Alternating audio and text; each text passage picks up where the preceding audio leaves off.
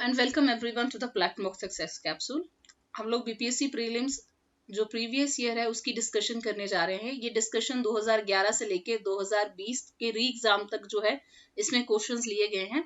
ये डिस्कशन जो है वो टॉपिक वाइज होगी। जैसे कि हम लोग पॉलिटी से स्टार्ट कर रहे हैं, सिमिलरली हम लोग हिस्ट्री में एंशियंट, मिडिवल, मॉडर्न सारे टॉपिक्स को जो है वो सेग्रीगेट करके टॉपिक वाइज डिस्कशन करेंगे। टॉपिक वाइज डिस्कशन से ये बेनिफिट है कि हमें ज्यादा अच्छे से पता चल जाता है कि उस पर्टिकुलर सब्जेक्ट से कौन से क्वेश्चंस लगातार रिपीट हो रहे हैं या फिर किन टॉपिक्स को ज्यादा इंपॉर्टेंस दी जा रही है बीपीएससी के प्रीलिम्स में। और ये डिस्कशन इसलिए भी वाइटल है क्योंकि अब 67th बीपीएससी जो है उसकी टेंटेटिव डेट आ चुकी है, जो कि है 7 मई 2022। तो चलिए इसकी डिस्कशन स्टार्ट करते हैं। सबसे पहले पहला क्वेश्चन है, which one of the following is a human right as well as fundamental right, जो कि एक ह्यूमन राइट भी है और फंडामेंटल राइट भी है। तो वो कौन सा है? तो वो है राइट ऑफ एजुकेशन। जो universal declaration of human rights है उसके अंदर जो राइट टू एजुकेशन है ये एक फंडामेंटल ह्यूमन राइट है कि हर कोई जो है उसको जो है वो एजुकेशन का राइट है, शिक्षित होने का अधिकार है। सिमिलरली 86 कॉन्स्टिट्यूशनल अमेंडमेंट जो 2002 में हुई उसके तहत जो है वो आर्टिकल, हम सबको पता है आर्टिकल 21A जो है वो इंसर्ट किया गया इंडियन कॉन्स्टिट्यूशन में, जिससे कि ये हमारा फंडामेंटल राइट बन गया इंडियन कॉन्स्टिट्यूशन के अंदर, राइट टू एजुकेशन। तो सी जो है वो करेक्ट आंसर है। नेक्स्ट क्वेश्चन है कि इंडियन कॉन्स्टिट्यूशन में कितने आर्टिकल्स, पार्ट्स और शेड्यूल्स हैं? तो आंसर है ए, 395 आर्टिकल्स, 22 पार्ट्स और 12 शेड्यूल्स हैं। नेक्स्ट क्वेश्चन है कि राज्यसभा में कॉम्पोजिशन में कौन कौन आता है? तो आर्टिकल 80 जो है कॉन्स्टिट्यूशन का, आर्टिकल 80 उसके अंदर जो है उसमें मैक्सिमम स्ट्रेंथ बताई गई है राज्यसभा की, जो कि 250 है, 250 है। उस 250 में 12 मेंबर्स जो हैं उनको प्रेसिडेंट जो है वो नॉमिनेट करते हैं, और जो प्रेजेंट स्ट्रेंथ है राज्यसभा की वो 245 है। तो आंसर है सी, 250 मेंबर्स, जिसमें कि 12 मेंबर्स जो हैं वो नॉमिनेटेड होते हैं by the president of India. Next question है कि जनवरी 26 जो है उसको सिलेक्ट किया गया कॉन्स्टिट्यूशन को इनॉग्रेट करने के लिए, ऐसा क्यों? इसके पीछे क्या रीजन है?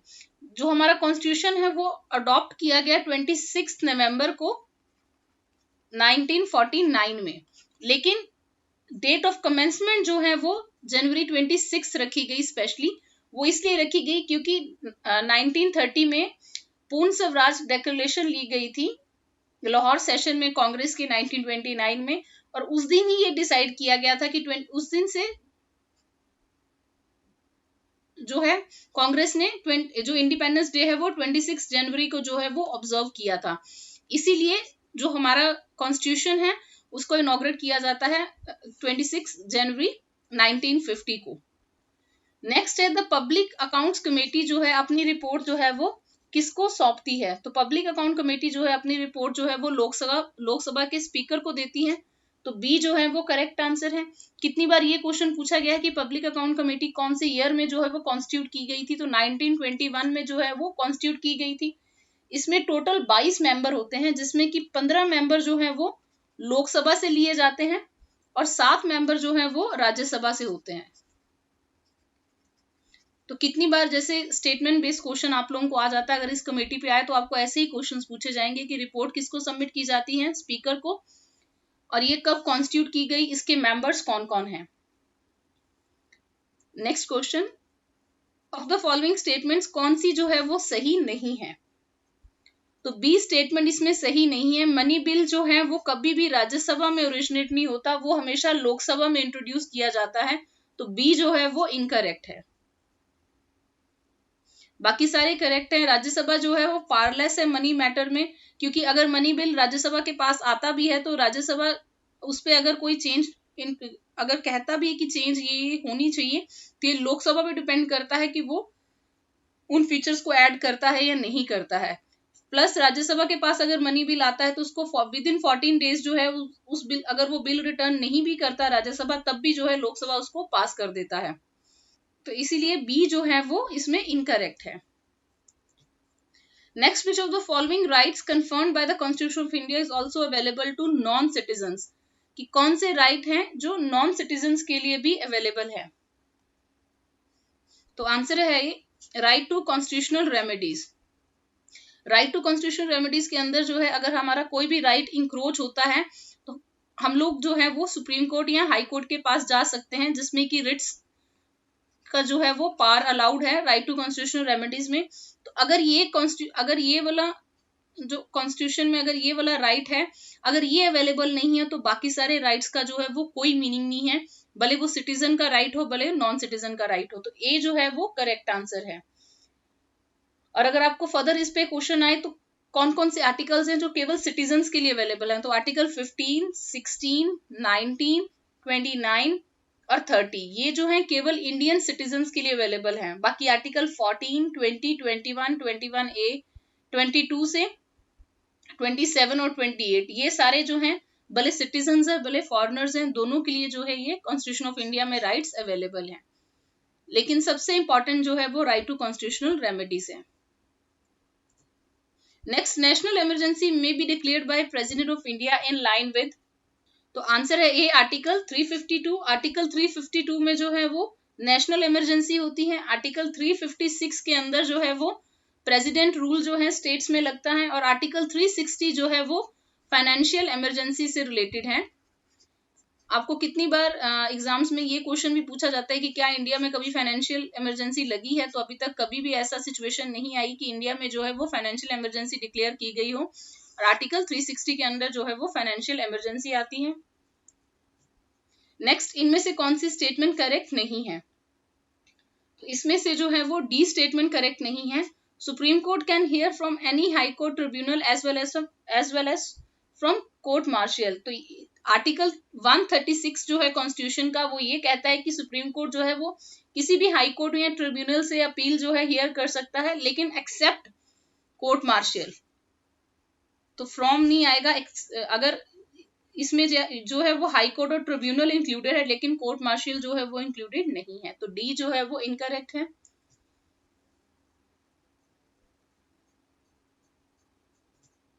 Next question, who is the constitutional head of state governments, जो स्टेट गवर्नमेंट होती है उनका हेड कौन है, तो उनके हेड जो है वो गवर्नर होते हैं। जैसे कि कंट्री में जो हेड है वो प्रेसिडेंट है, तो आर्टिकल 154 के अंडर गवर्नर जो है वो कॉन्स्टिट्यूशनल हेड है स्टेट के।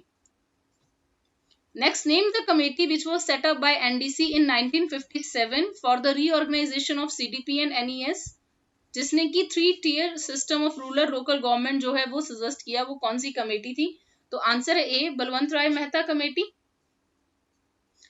इस कमेटी ने जो है वो 3 टायर सिस्टम की बात की थी रूरल लोकल गवर्नमेंट में। नेक्स्ट है अशोक मेहता जो कमेटी है उसने क्या रेकमेंड किया इनमें से, तो अशोक मेहता कमेटी जो है वो 1978 में जनता गवर्नमेंट ने कॉन्स्टिट्यूट की थी। इसने जो है वो 2 टियर सिस्टम की बात की थी। उसने कहा था कि डिस्ट्रिक्ट लेवल पे जो है वो जिला परिषद होना चाहिए और उसके बाद जो है वो मंडल पंचायत होनी चाहिए। तो जिला परिषद और मंडल पंचायत 2 टियर सिस्टम जो है अशोक मेहता कमेटी ने कहा था, और पीछे हमने डिस्कस किया है बलवंत राय मेहता कमेटी ने जो है वो 3 tier system of local government जो है वो रिकमेंड की थी। तो इसमें आंसर है बी। नेक्स्ट क्वेश्चन है, president Pranab Mukherjee on 7 October 2014 presented the Lal Bahadur Shastri national award for excellence in public administration academics and management for the year 2014 तो उन्होंने ये अवार्ड जो है वो किसको दिया था, तो उन्होंने जो है ये अवार्ड डिफेंस टेक्नोलॉजिस्ट थे जिनको कि father of BrahMos cruise missile भी कहा जाता है, डॉक्टर AS पिल्लाई, इनको जो है ये वाला अवार्ड जो है वो दिया गया था। अगर हम इसकी करंट में बात करें तो अक्टूबर 2021 में यही जो अवार्ड है Lal Bahadur Shastri award for excellence in public administration academic जो मैनेजमेंट है, ये डॉक्टर रणदीप गुलेरिया को जो है वो दिया गया है। डॉक्टर रणदीप गुलेरिया, उनको जो है ये अवार्ड दिया गया है हमारे वाइस प्रेसिडेंट के द्वारा। ये 22nd Lal Bahadur Shastri national award for excellence है। कितनी बार ऐसा होता है कि जो क्वेश्चन होते हैं अगर वो रिपीट होते हैं तो हमें उनका करंट टर्म में पता होना चाहिए कि तब अवार्ड किसको मिला था, अब किसको मिला है। Next question number 14, who has been appointed as chairman of 7th central pay commission, जो 7th सेंट्रल पे कमीशन था उनके चेयरमैन कौन थे, तो उनके चेयरमैन थे जस्टिस अशोक कुमार माथुर। और गवर्नमेंट ऑलमोस्ट हर 10 साल के बाद जो है वो पे कमीशन जो है उसको अपॉइंट करता है। नेक्स्ट क्वेश्चन है, जस्टिस JS वर्मा जो कमेटी रिपोर्ट 2013 की, वो किस मैटर के साथ डील करती थी? तो वो डील करती थी change in law pertaining to offences against women. तो जब दिल्ली में जो निर्भया केस हुआ था उसके बाद जो है ये वाली कमेटी जो है वो अपॉइंट की गई थी। तो बी जो है वो करेक्ट आंसर है। Next, how many members are elected from Bihar to Lok Sabha? ऐसे क्वेश्चन जो है वो स्टेट में बहुत रिपीट होते हैं, क्योंकि हम जो भी स्टेट में अपेयर हो रहे हैं हमें ये चीज उसके बारे में पता होनी चाहिए। तो आंसर है डी, 40 मेंबर्स हैं। तो नेक्स्ट क्वेश्चन है, जो डिसेंट्रलाइजेशन सिस्टम है इसको किसने रेकमेंड किया था, इसकी सिफारिश किसने दी थी? तो इसकी सिफारिश जो है वो बलवंत राय मेहता ने दी थी। उन्होंने ही वो कमेटी हेड की थी कम्युनिटी डेवलपमेंट प्रोग्राम की, जिसने कि ये मेजर सजेस्ट की थी। और फिर उन्होंने 3 टियर सिस्टम ऑफ गवर्नेंस जो है वो किया था, हमने पीछे पहले इसके बारे में डिस्कस किया है। उन्होंने इसमें बताया था कि ग्राम पंचायत होनी चाहिए, पंचायत समिति होनी चाहिए और जिला परिषद होनी चाहिए। ये 3 जो है वो टियर होने चाहिए लोकल गवर्नमेंट के। नेक्स्ट है, which officer of government of India has the right to take part in proceeding of parliament of India even though he is not a member? कि भले वो सांसद के मेंबर नहीं है, पार्लियामेंट के मेंबर होते हुए भी नहीं, उनके पास ये राइट है कि वो कार्रवाई में, सांसद की कार्रवाई में भाग ले सकते हैं। तो ये राइट जो है किसके पास है? तो ये राइट केवल और केवल अटॉर्नी जनरल ऑफ इंडिया के पास है। आर्टिकल 76 के अंदर कितनी बार आपको आर्टिकल पूछ लिया जाता है कि आर्टिकल 76 किसके साथ रिलेटेड है? तो आर्टिकल 76 जो है वो अटॉर्नी जनरल ऑफ इंडिया के साथ जो है रिलेटेड है। और उनको अपॉइंट कौन करता है? उनको प्रेसिडेंट अपॉइंट करते हैं। वो किसी भी प्रोसीडिंग में, लोकसभा में, राज्यसभा में, या अगर ज्वाइंट सिटिंग होती दोनों हाउसेस की, उन सब में जो है पार्टिसिपेट कर सकते हैं। लेकिन इसी के साथ साथ एक चीज और पूछी जाती है, वो मेंबर होते हुए वो मेंबर नहीं है, इसलिए वो वोट नहीं दे सकते। उनके पास जो है हाउस में वोट करने का राइट नहीं है, लेकिन वो प्रोसीडिंग्स को जो है वो अटेंड कर सकते हैं। नेक्स्ट क्वेश्चन में हमें जो है वो डायरेक्टिव प्रिंसिपल्स दिए गए हैं, हमें बताना है इनमें से कौन से जो है वो डायरेक्टिव प्रिंसिपल्स हैं। तो आर्टिकल 36 से 51 तक जो है वो पार्ट 4 में डायरेक्टिव प्रिंसिपल्स हैं। तो इसमें कौन से डायरेक्टिव प्रिंसिपल्स हैं? तो equal pay for equal work जो है वो डायरेक्टिव प्रिंसिपल है। यूनिफॉर्म सिविल कोड जो है वो डायरेक्टिव प्रिंसिपल है। तो 1 और 2 जो है वो करेक्ट आंसर है। तो बी जो है वो करेक्ट आंसर है। उसमें कोई भी मेंशन नहीं है स्मॉल फैमिली नॉर्म्स का या एजुकेशन का। और अगर आपको पूछ लिया जाए तो यूनिफॉर्म सिविल कोड जो है वो आर्टिकल 45 में आता है, और equal pay for equal work जो है वो आर्टिकल 39 सबसेक्शन डी में आता है। तो बी जो है वो करेक्ट आंसर है। नेक्स्ट क्वेश्चन है, vote on account is meant for? तो vote on account is meant to meet unforeseen expenditure. तो इसका मेन मीनिंग यही होता है कि जैसे 1 फेब को जो है वो हाउस में जो है वो बजट जो है वो इंट्रोड्यूस होता है, लेकिन जब तक बजट पास नहीं होता तब तक गवर्नमेंट ने जो एक्सपेंडिचर करना होता है, उसके लिए जो अमाउंट विड्रॉ करना होता है, उसके लिए जो है वो वोट ऑन अकाउंट किया जाता है। और वोट ऑन अकाउंट जो है वो आर्टिकल 116 के अंदर जो है वो गिवन है। नेक्स्ट है, कॉन्स्टिट्यूशन डे ऑफ इंडिया जो है वो किस दिन मनाया जाता है? तो कॉन्स्टिट्यूशन डे ऑफ इंडिया जो है वो 26 नवंबर को मनाया जाता है। और कैबिनेट ने ये दिन जो है वो मई 2015 से जो है इस दिन को मनाना शुरू किया है। तो इसी दिन से जो है वो अनाउंस हुआ कि 26 नवंबर जो है वो कॉन्स्टिट्यूशन डे ऑफ इंडिया होगा। Next, a seat of MP can be declared vacant if he absents himself from the house for a continuous period of? तो आंसर है बी, 2 मंथ्स। अगर वो लगातार for a period of 60 days absent रहता है house से, उनकी seat जो है वो डिक्लेयर जो है वो वैकेंट मानी जाएगी। और भी बहुत सारे रीजंस होते हैं जिनसे एक एमपी की सीट जो है वो विकेट हो सकती है। जैसे अगर उनके पास डबल मेंबरशिप है, या 10 शेड्यूल में जो अगर उसके अंदर अगर वो डिस्क्वालीफाई होते हैं, रिजाइन दे देते हैं, या जैसे हमने डिस्कस किया एब्सेंट होते हैं 60 डेज या मोर से, तो ऐसे केसेस में जो है एमपी की सीट जो है वो वेकेंट हो जाती है हाउस से। Next, supreme court has held that hosting the national flag atop the private building एक फंडामेंटल राइट है हर सिटीजन का। ये किस आर्टिकल के अंदर आता है? तो आंसर है इसका बी, आर्टिकल 19। ये इससे रिलेटेड जो जजमेंट है 2004 में सुप्रीम कोर्ट ने ये जजमेंट दी थी कि जो प्राइवेट बिल्डिंग्स हैं उनके ऊपर भी जो है वो जो हमारा नेशनल फ्लैग है उसको जो है वो फहराया जा सकता है। नेक्स्ट क्वेश्चन नंबर 24, हमें उन राइट्स को बताना है, फंडामेंटल राइट्स को जो इंडियन सिटीजन्स के पास अवेलेबल है लेकिन एलियंस के पास नहीं है। तो इसका आंसर है A, freedom of speech and expression and right of minorities. Equality before law जो है वो सबके पास है, प्रोटेक्शन ऑफ लाइफ और लिबर्टी भी जो है वो दोनों के लिए अवेलेबल है। जो राइट एलियंस के पास अवेलेबल है हम लोग पहले भी डिस्कस कर चुके हैं। इक्वालिटी बिफोर लॉ आर्टिकल 14 जो है वो सबके लिए अवेलेबल है। इसी तरह जो राइट ऑफ माइनॉरिटीज हैं वो हम लोग ऑलरेडी डिस्कस कर चुके हैं कि वो केवल जो है वो इंडियन सिटीजन्स के पास है। और जो प्रोटेक्शन ऑफ लाइफ और लिबर्टी है आर्टिकल 21 है, ये भी जो है वो सबके पास अवेलेबल है, भले वो सिटीजन है भले वो नॉन सिटीजन है। लेकिन आर्टिकल 19 जो है वो स्पेशली इंडियन सिटीजन्स के लिए है। मैं फिर से रिपीट करती हूँ, आर्टिकल 15, 16, 19, 29 और 30 ये जो है केवल सिटीजन्स के पास अवेलेबल है।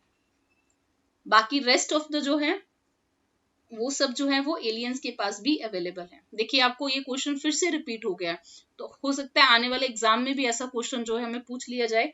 तो आपको केवल ये आर्टिकल अगर याद रहेंगे 15, 16, 19, 29, 30 तो आपको पता चल जाएगा कि कौन से सिटीजन्स के पास अवेलेबल हैं, कौन से एलियंस के पास भी अवेलेबल हैं।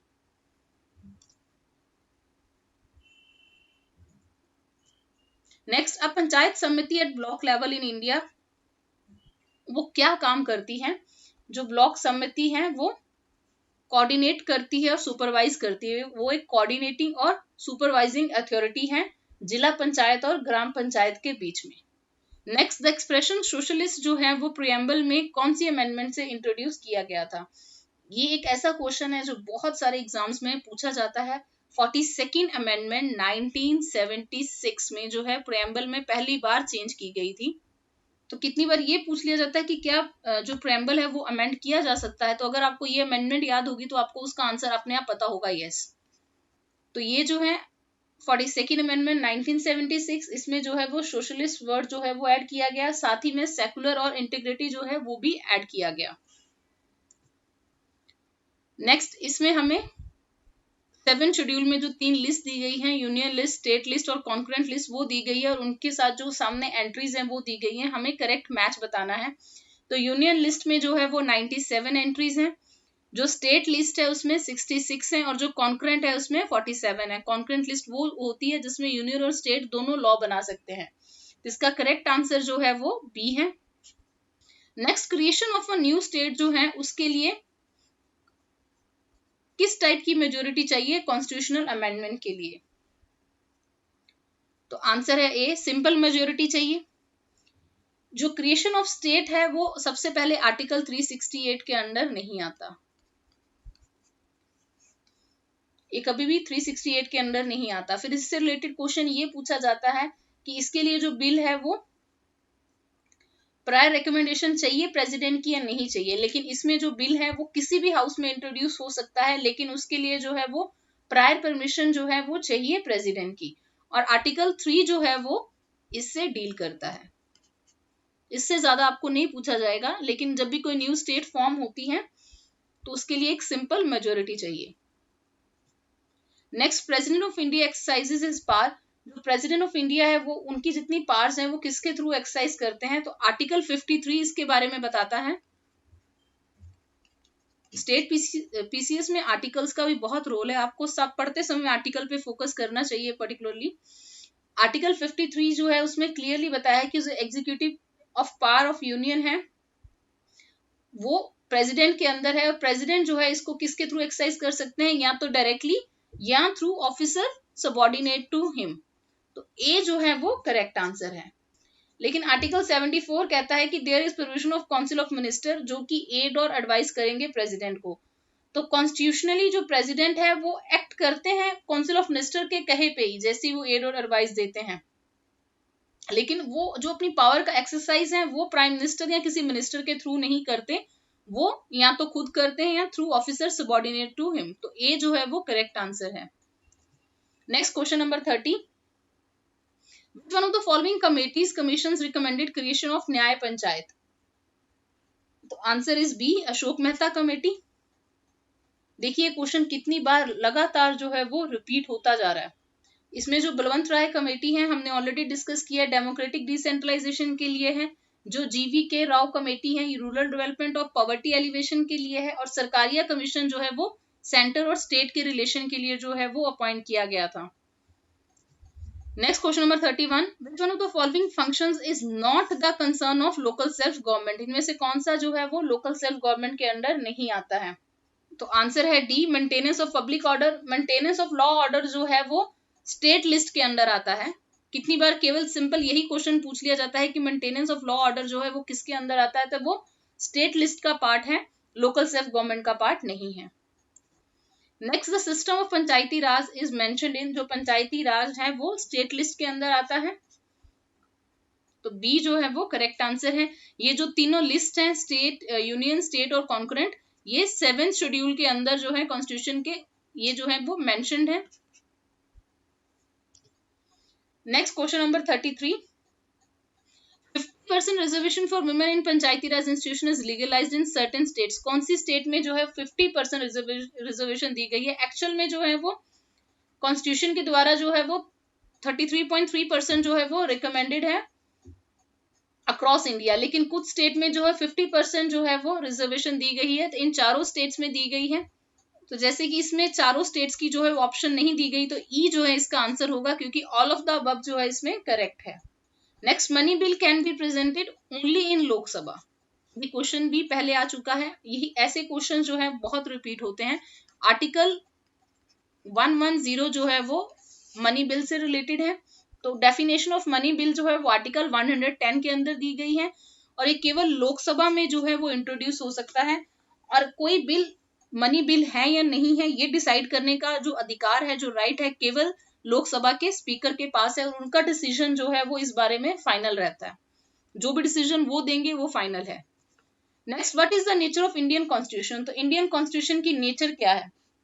तो आंसर है D, federal in nature but unitary in spirit.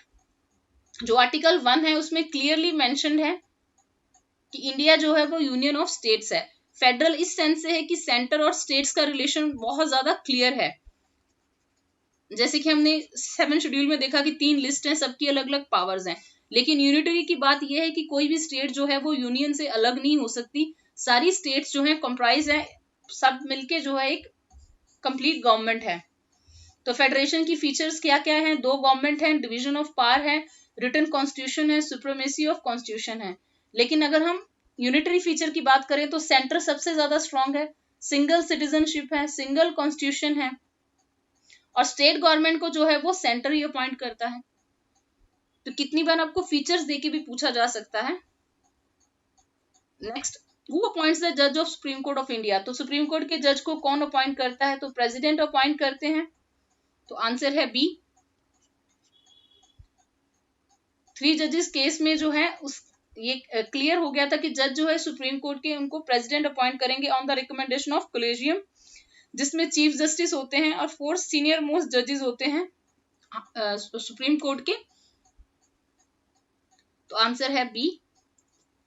Next, Rajya Sabha के एक्स ऑफिशियो चेयरमैन कौन होते हैं? तो जो वाइस प्रेसिडेंट ऑफ इंडिया होते हैं वो राज्यसभा के एक्स ऑफिशियो चेयरमैन भी होते हैं। Next, the prime minister of India is responsible to home? तो प्रेसिडेंट जो प्राइम मिनिस्टर है वो लोकसभा को जो है वो रिस्पॉन्सिबल है, क्योंकि जो आर्टिकल 75 है उसमें ये क्लियरली कहा गया है कि काउंसिल ऑफ मिनिस्टर जो है वो कलेक्टिवली रिस्पॉन्सिबल है लोकसभा को।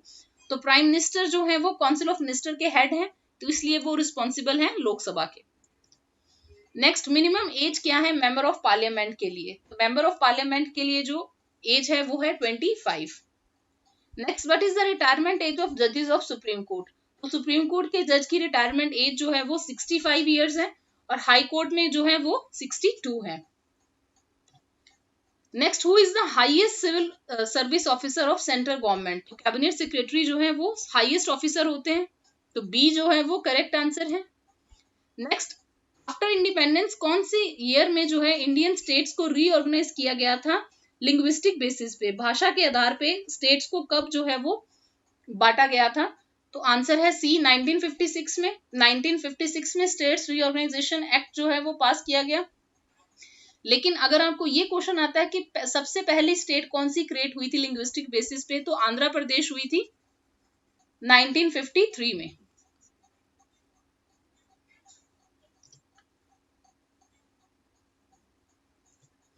नेक्स्ट क्वेश्चन है कि बिहार कौन से ईयर में फॉर्म हुआ, तो बिहार 22 मार्च 1912 में जो है वो बिहार को सेपरेट प्रोविंस बनाया गया। तो बी जो है वो करेक्ट आंसर है। और अगर आपको ये पूछा जाए बिहार दिवस किस दिन होता है, तो 22 मार्च को। नेक्स्ट, अ जज of supreme court may resign his office by writing to, जो सुप्रीम कोर्ट का जज है वो किसको जो है अपना रेजिग्नेशन लेटर देते हैं, तो प्रेसिडेंट को। तो ए जो है वो करेक्ट आंसर है। Next, who was the first chairman of backward classes commission, तो पहले जो थे वो काका केलकर थे। तो आंसर है बी, और ये सेटअप किया गया था 1953 में। Next, chairman of state public service commission जो है उनको कौन अपॉइंट करता है, तो उनको जो है स्टेट का गवर्नर जो है वो अपॉइंट करते हैं। तो आंसर है C. Next, in order to be chosen a member of Lok Sabha, person must not be less than age of, हमने इस क्वेश्चन को ऑलरेडी डिस्कस किया है, 25 ईयर्स। देखिए ऐसे ही जो हमें पता चलता है कि किस टाइप के क्वेश्चन जो है वो लगातार रिपीट हो रहे हैं। Next, the governor of a state is appointed by, तो गवर्नर को कौन अपॉइंट करता है, प्रेसिडेंट ऑफ इंडिया। नॉर्मली जो है इनकी टेन्योर जो है वो 5 ईयर्स की होती है। कितनी बार जो होता है इनको दूसरी स्टेट का भी चार्ज दे दिया जाता है। Next, in which article of constitution of India provision for reservation of schedule caste in Lok Sabha is made, Lok Sabha में रिजर्वेशन के लिए आर्टिकल 330 है। तो ए जो है वो करेक्ट आंसर है। शेड्यूल कास्ट और शेड्यूल ट्राइब्स की जो है रिजर्वेशन ऑफ सीट्स के लिए लोकसभा। नेक्स्ट, प्रेसिडेंट जो है,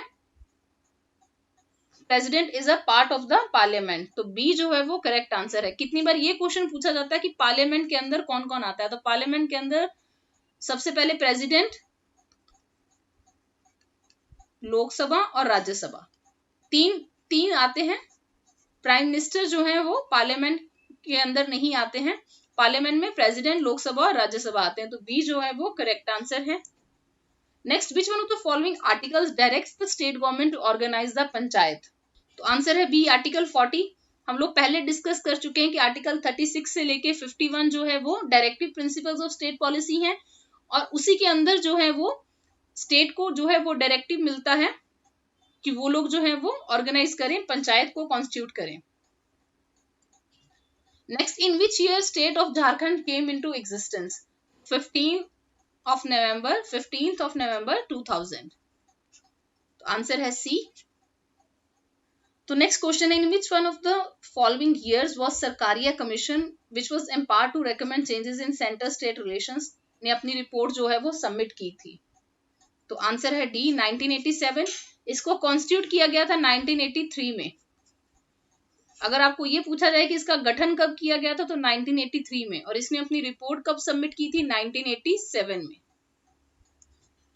next, under which one of the following articles is the formation of finance, जो कमीशन है उसको किस आर्टिकल के अंदर जो है वो दिया गया है, तो आर्टिकल 280 के अंदर। तो प्रेसिडेंट जो है वो फाइनेंस कमीशन को जो है कॉन्स्टिट्यूट करते हैं। जो 15th फाइनेंस कमीशन था उसके हेड का नाम पूछा जाए तो वो है एनके सिंह। ऐसे क्वेश्चंस जो है वो आपको पूछे जाते हैं। नेक्स्ट, अटॉर्नी जनरल जो उनको कौन अपॉइंट करते हैं, तो ये क्वेश्चन भी आपको ऑलरेडी बता चुकी हूँ, प्रेसिडेंट करते हैं आर्टिकल 76 के अंदर। अटॉर्नी जनरल पे ज्यादातर एग्जाम में जो है आपको अलग अलग तरह के क्वेश्चन पूछे जाते हैं। मैं स्टार्टिंग में आपको जो है जितने इंपॉर्टेंट पॉइंट्स थे पहले भी डिस्कस कर चुकी हूँ। प्लीज आप डिस्कशन पे जरूर फोकस करें। Next, during 12th 5-year plan which one of the following average annual growth rate targets was envisaged for agriculture और एलिट सेक्टर के लिए जो है वो कौन सा टारगेट था 12th 5-year प्लान में। 12th 5-year प्लान का पीरियड था 2012 से 17, और इसका आंसर है सी, 4%, और इसका थीम था फास्टर, मोर इंक्लूसिव और सस्टेनेबल ग्रोथ। और जैसा कि हम लोग जानते हैं कि ये जो है लास्ट प्लान था, उसके बाद जो है प्लानिंग कमीशन को की जगह जो है वो नीति आयोग ने ले ली है। नेक्स्ट है the government policy make in India, जो है इसका एम क्या था। तो ये जो गवर्नमेंट जो मेक इन इंडिया है, इसका मेन पर्पस ये था कि हम लोग जो है वो इनोवेशन को जो है वो बढ़ा पाए, स्किल डेवलपमेंट को इनहेंस करें और अपने देश में जो है मैन्युफैक्चरिंग इंफ्रास्ट्रक्चर को जो है वो स्टार्ट करें। इनमें से कोई भी जो है उसका जो है एम नहीं है, तो नन ऑफ द अबव इसका आंसर है। Next, which one of the following statement is correct regarding parliamentary form of government. तो इसमें जो है कोई भी करेक्ट नहीं है, क्योंकि जो एग्जीक्यूटिव, लेजिस्लेचर और जुडिशरी है ये सारे सेपरेट हैं और इनके पास जो इंडिपेंडेंट पावर और रिस्पॉन्सिबिलिटीज हैं। और एक पार्लियामेंट्री फॉर्म ऑफ गवर्नमेंट में जो एग्जीक्यूटिव है वो लेजिस्लेचर को रिस्पॉन्सिबल है, लेजिस्लेचर जो है वो रिस्पॉन्सिबल नहीं है एग्जीक्यूटिव को। एग्जीक्यूटिव जो है, जो एग्जीक्यूटिव ऑर्गन है वो जो है वो रिस्पॉन्सिबल है लेजिस्लेचर के लिए। तो E none of the above जो है वो करेक्ट आंसर है। Next, which of the following was constituted under Panchayati Raj system. Answer है C, gram panchayat. Village level पे ग्राम पंचायत होता है, फिर ब्लॉक लेवल पे पंचायत समिति होता है और डिस्ट्रिक्ट लेवल पे जिला परिषद होता है। Next, who amongst the following is the land record officer. जो पटवारी होता है ये लैंड रिकॉर्ड ऑफिसर होता है सब डिवीजन और तहसील लेवल पे। Next, which one of the following characteristics is not true for unitary form of government. तो answer है सी, आइडल फॉर लार्ज कंट्रीज। क्योंकि जो बहुत लार्ज कंट्री होगी वहां पे यूनिटरी गवर्नमेंट जो है वो वर्क नहीं कर सकती है, वहां पे आपको जो है वो सेपरेशन ऑफ पावर्स में आना ही पड़ता है, डिसेंट्रलाइजेशन बहुत ज्यादा होती है। यूनिटरी फॉर्म जो है लार्ज कंट्रीज के लिए सुटेबल नहीं रहता है। Next, what is the objective of community development programme. तो कम्युनिटी डेवलपमेंट प्रोग्राम का जो है इनमें से ऑब्जेक्टिव कौन सा है। Providing education facilities, improving standards of living, political training, helping villages in planning. तो ये सारे जो है इसके पार्ट थे, तो इसलिए मोर than one of the above जो है इसका करेक्ट आंसर है। तो ई जो है यहाँ पे करेक्ट आंसर है। अगर ये पूछा जाए कि कम्युनिटी डेवलपमेंट प्रोग्राम जो है वो कब लॉन्च किया गया था, तो 1952 में जो है इस प्रोग्राम को लॉन्च किया गया था।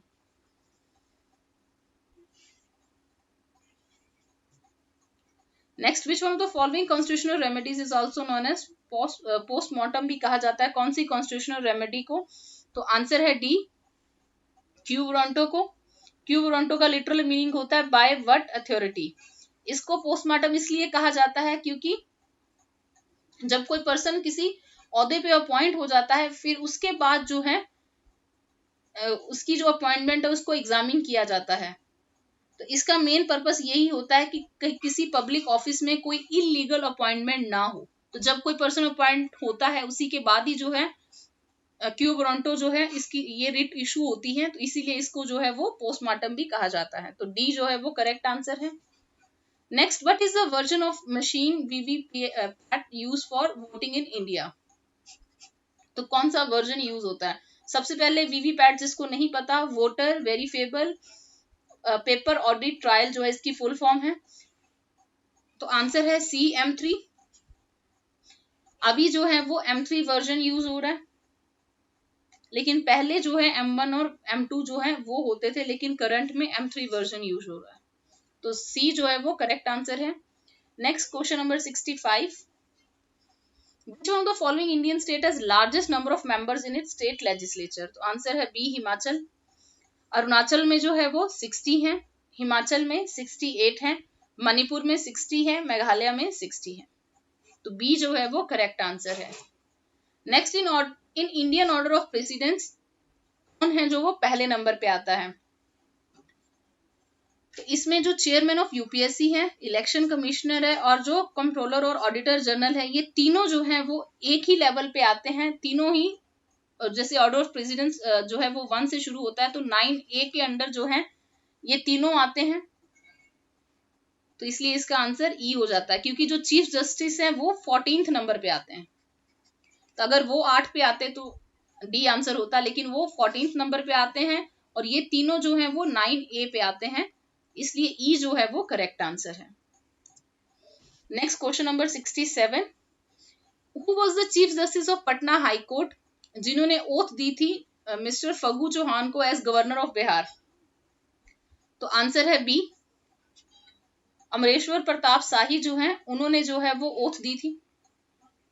तो देख लीजिए कितनी बार आपको ऐसा क्वेश्चन भी पूछा जाता है जो हमने नहीं सोचा होता, unexpected question. Next, what is the significance of Bihar दिवस, जिसको कि 22 मार्च को मनाया जाता है? तो मैं आपको पहले ही बता दी कि बिहार दिवस जो है 22 मार्च को मनाया जाता है। तो इसका जो है वो रीजन क्या है?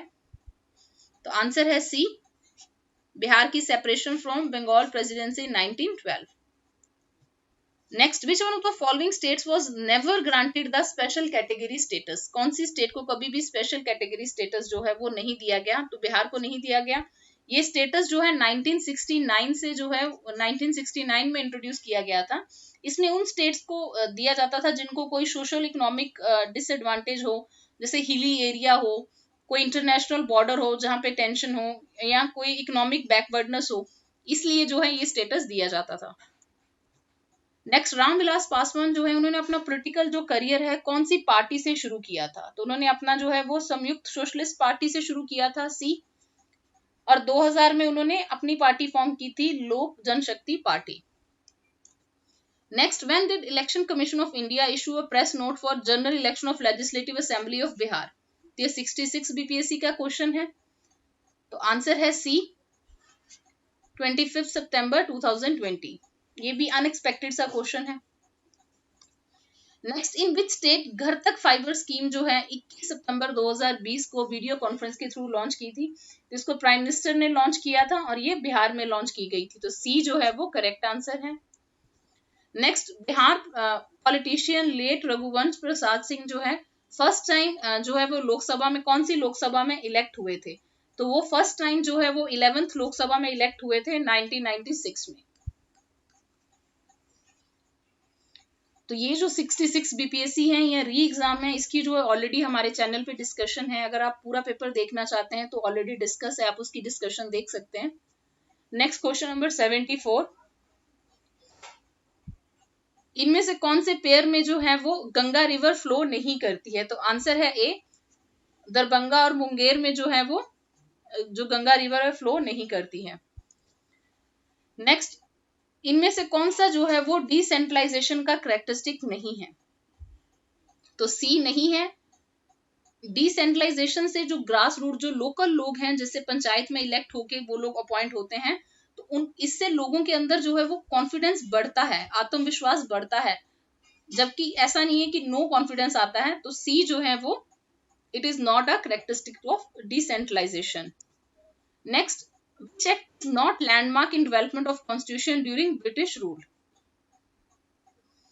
तो डी है, the protection of civil rights act 1955। Common sense है, इंडिया के आजाद होने के बाद है सबसे पहले, और इसमें जो है वो प्रिस्क्राइब किया गया था कि अगर कोई भी अनटचेबिलिटी करता है, उसमें इन्वॉल्व होता है, तो उसको जो है वो किसी भी तरह से अगर वो किसी को प्रीच करता है या प्रैक्टिस करता है तो दोनों में जो है वो उसको पनिशमेंट मिलेगी। नेक्स्ट, जो हम पार्लियामेंट की न्यू बिल्डिंग बन रही है उसके लिए जो किसने जो है वो बिड जीती है? तो वो बिड जो है वो टाटा को मिली थी, टाटा प्रोजेक्ट्स लिमिटेड। तो सी जो है वो करेक्ट आंसर है। नेक्स्ट, कौन से आर्टिकल में इंडियन कॉन्स्टिट्यूशन के जो है वो इलेक्शन कमीशन की बात की गई है? तो आर्टिकल 324।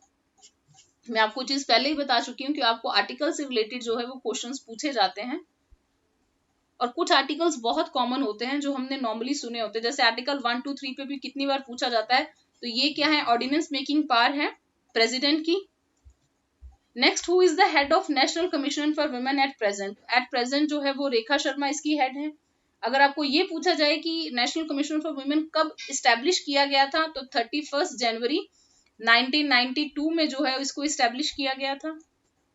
नेक्स्ट है, रूल ऑफ लॉ का जो है इनमें से कौन सा मीनिंग है? तो आंसर है 1 एक्ट फॉर ऑल और 1 जुडिशरी फॉर ऑल, सभी के लिए एक कानून और सभी के लिए एक न्याय तंत्र।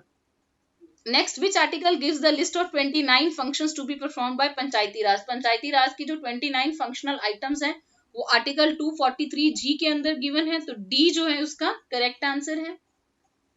जो पार्ट 9 है कॉन्स्टिट्यूशन का वो पंचायत से डील करता है और उसमें आर्टिकल 243 से लेके 243 तक जो है वो है।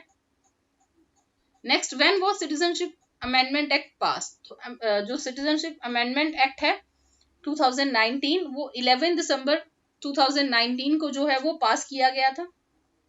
Next, the legislative origin of 73rd constitution amendment जो है वो कब शुरू हुआ? मतलब 73rd कॉन्स्टिट्यूशन अमेंडमेंट तो डन हो गई, पास एक्ट बन गया, लेकिन ये स्टार्ट कौन सी अमेंडमेंट से हुआ था? तो 64th कॉन्स्टिट्यूशनल अमेंडमेंट से शुरू हुआ था 1989 में। 1989 में जो है ये प्रोसीडिंग स्टार्ट हुई। राजीव गांधी गवर्नमेंट ने जो है पहली बार इंट्रोड्यूस किया। उसके बाद national front government VP Singh की जो है 1990 में उन्होंने जो है वो इंट्रोड्यूस किया। 1991 में सक्सेसफुली जो है ये 73rd अमेंडमेंट जो है ये पास हुई और ये इफेक्टिव हुआ अप्रैल 24, 1993 से। तभी उस दिन जो है वो पंचायती राज दिवस मनाया जाता है। अप्रैल 24, 1993 को जो है ये पास हुआ। क्योंकि अगर आपको ये पूछा जा सकता है तो आपको ये भी जरूर पूछा जा सकता है कि बिल इनेक्ट जो है फाइनली बिल कब बना, एक्ट कब बना। Next is Bihar government launch a scheme सतत जीविकोपार्जन योजना। तो इसका ऑब्जेक्टिव क्या है? तो ये जो है इसका ऑब्जेक्टिव ये था कि जैसे बिहार राज्य में जो है अल्कोहल को बैन कर दिया गया, तो अल्कोहल को बैन करने से जितने गरीब और दलित फैमिलीज थी जो इसी काम में लगी थी लिक्वर में, तो उनको जो है मेन स्ट्रीम के साथ लाने के लिए, ताकि उनको जो इकोनॉमिक लॉस हुआ है उसके लिए इस स्कीम को लॉन्च किया गया था। तो इसके अंदर जो है इसके अंदर ये बात की गई थी कि उन लोगों को जो है वो अल्टरनेट एम्प्लॉयमेंट दी जाएगी या सेल्फ एम्प्लॉयमेंट की अपॉर्चुनिटी दी जाएगी।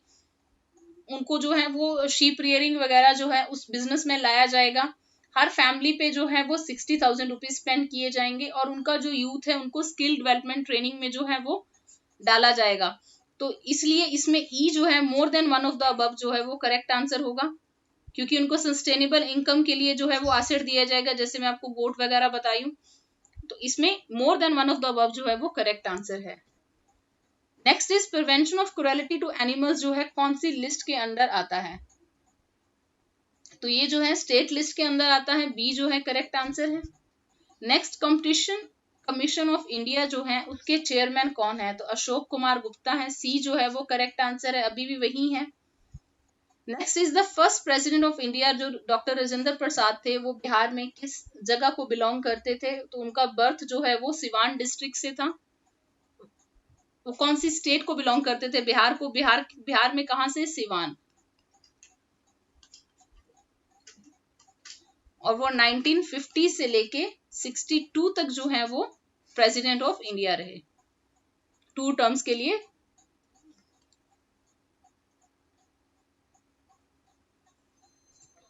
नेक्स्ट 16 सेशन है बिहारी स्टूडेंट कॉन्फ्रेंस का, वो कहां पे ऑर्गेनाइज किया गया था?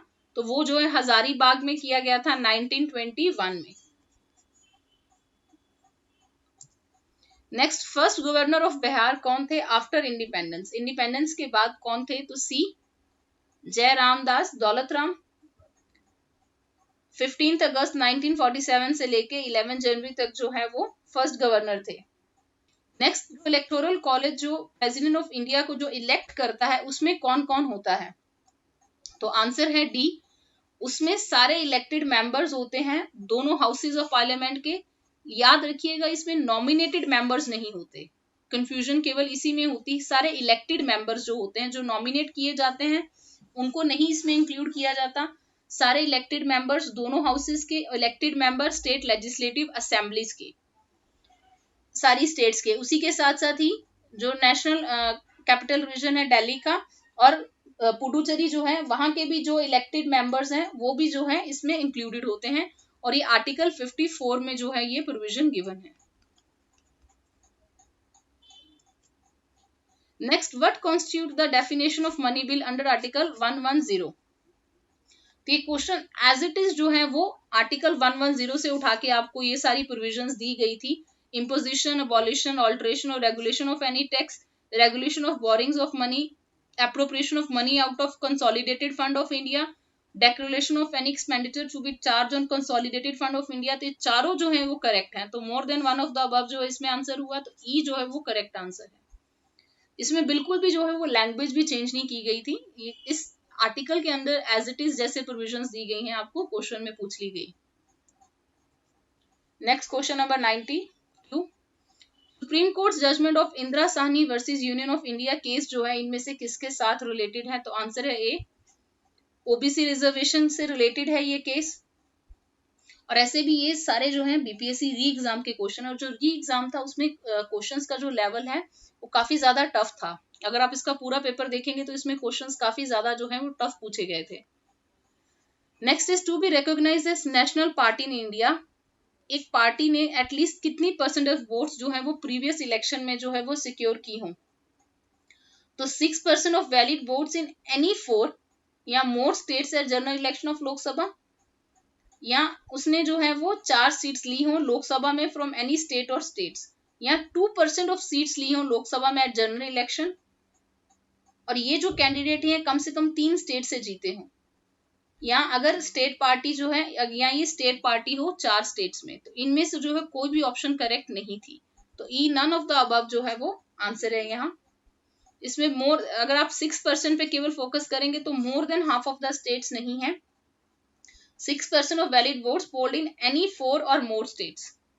नेक्स्ट क्वेश्चन नंबर 94, जो कट मोशन है उसका जो है मोटिव क्या होता है? तो C, to move a proposal to reduce expenditure in budget proposals. तो ये जब बजट पे जब डिस्कशन होती है तो कट मोशन का मतलब यही होता है कि गवर्नमेंट का जो फाइनेंस बिल है उसमें जो है वो एक्सपेंडिचर को रिड्यूस करने का प्रपोजल दिया जाए। नेक्स्ट आपको जो है वो आर्टिकल्स के साथ जो है इस लिस्ट को मैच करना है। तो फॉर्मेशन ऑफ जो विलेज पंचायत है वो आर्टिकल 40 के अंदर आता है। ऑलमोस्ट ऐसा क्वेश्चन हम लोग पहले डिस्कस कर चुके हैं। जो यूनिफॉर्म सिविल कोड है वो आर्टिकल 44 के अंदर है। जो एनिमल हस्बेंड्री है मॉडर्न साइंटिफिक लाइंस पे वो आर्टिकल 48 के अंदर आता है। Separation of judiciary from executive जो है वो आर्टिकल 50 के अंदर आता है। और प्रमोशन ऑफ इंटरनेशनल पीस जो है वो आर्टिकल 51 के अंदर आता है। ये जो प्रमोशन ऑफ इंटरनेशनल पीस है इस पे ऑलरेडी भी जो है बहुत सारे एग्जाम्स में जो है ये क्वेश्चन रिपीट होता है, पूछा जाता है बार बार। इसका जो करेक्ट मैच है वो ई है, नन ऑफ द अबव, क्योंकि अगर आप देखेंगे तो कहीं भी जो है ए का तो 5 है तो ये वाली ऑप्शन जो है वो करेक्ट होती है, ए का 5, लेकिन बी का जो है इसमें 3 गिवन है जो कि इनकरेक्ट है, तो ई जो है इसमें करेक्ट आंसर है। Next, which one of the following constitutional amendment acts restricted the size of council of minister to 15% of the total members of the Lok Sabha? तो ये जो है 91st अमेंडमेंट से हुआ था। सी, 91st कॉन्स्टिट्यूशनल अमेंडमेंट 2003 में जो है ये प्रोविजन ऐड की गई थी। नेक्स्ट, फिर से जो है पंचायती राज की कमेटीज और कौन से ईयर में वो कमेटी जो है उसका गठन किया गया था, आपको उस पर क्वेश्चन पूछा गया है। जैसे CH हनुमंता राव जो है वो 1984 में जो है इस कमेटी को फॉर्म किया गया था। GVK राव जो है 1985 में, अशोक मेहता कमेटी 1977 में, LM सिंघवी कमेटी जो है वो 86 में, बलवंत राय मेहता कमेटी जो है वो 1957 में। तो इसमें जो करेक्ट मैच है वो डी है। इतनी डिस्कशन में हमने एक चीज जरूर देखी है कि काफी सारे क्वेश्चन जो रिपीट होते हैं। पंचायती राज से आपको काफी सारे क्वेश्चंस पूछे जाते हैं, डायरेक्टिव प्रिंसिपल्स, फंडामेंटल राइट्स, और सबसे बड़ी बात है कि अगर आप प्रीवियस ईयर क्वेश्चंस को अच्छे से एनालाइज करेंगे ना तो आपको उसी में से हर साल जो है घुमा के फिर से कोई डिफरेंट क्वेश्चन पूछ लिया जाता है। इसी के साथ ही हमारी जो डिस्कशन है वो कंक्लूड होती है। अगर आपको डिस्कशन वैल्यूएबल लगी हो तो please do like, share and subscribe to our channel. अगर आपको किसी क्वेश्चन में डाउट हो आप कमेंट सेक्शन में कमेंट कर सकते हैं। Thank you for watching this video. और जल्दी ही जो है इस टॉपिक से रिलेटेड बाकी वीडियोस भी जो है चैनल पे आएंगी। Again thank you for watching.